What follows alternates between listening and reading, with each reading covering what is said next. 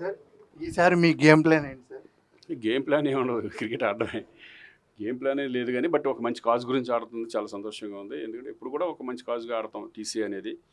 కానీ ఈసారి ఏంటంటే 6 టీమ్స్, కార్పొరేట్ టీమ్ కానీ ప్లస్ పోలీస్ డిపార్ట్మెంట్, అలాగే 2 టీవీ ఆర్టిస్టులు, అలాగే మా 2 టీంలు ఒక మంచి కాజ్ గురించి వైజాగ్లో ఆడడం జరుగుతుంది. ఫస్ట్ టైం అందరు కలిపి ఆడేవారు, ఇప్పుడు తరుణ్ గారితో ఆపోజిట్ ఆడబోతున్నారు, ఎలా అనిపిస్తుంది? ఎగ్జైటింగ్ ఉంది, ఎందుకంటే ఎప్పుడు కూడా అంటే అంతకుముందు ఆడాము, మేము 2-3 సార్లు ఆడాము.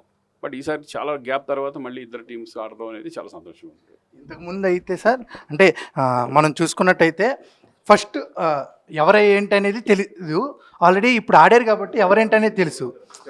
అందుకని మీరు ఫీల్డింగ్ దాని మీద ఎక్కువ ఫోకస్ పెట్టారా బ్యాటింగ్? కాదు, ఎందుకంటే ఇక్కడ ఏంటంటే అందరు టీమ్స్ మా తెలుసు కాబట్టి ఎవరెవరు ఎలా ఆడతారు అనేది ఈక్వల్ ప్లేయర్స్ని పెట్టి రెండు టీమ్స్కి మేము డివైడ్ చేస్తాం. ఆ రోజు ఎవరు గెలుస్తారని చెప్పడం కూడా చాలా కష్టం.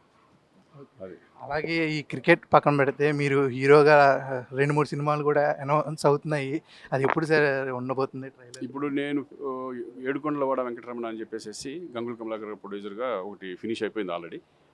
చిన్న ఒక 2-3 ప్యాచ్ వర్క్ ఉంది.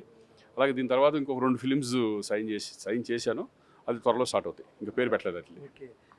రీసెంట్గా రోషన్ హిట్ కొట్టాడు ఛాంపియన్ మూవీతో, ఆ ఫీల్ ఎలాగుంది ఒక సన్నగా అలాగే ఒక హీరోగా? డెఫినెట్గా బాగుంటుంది, ఎందుకంటే ఛాంపియన్లో చాలా మంచి పేరు వచ్చింది రోషన్కి.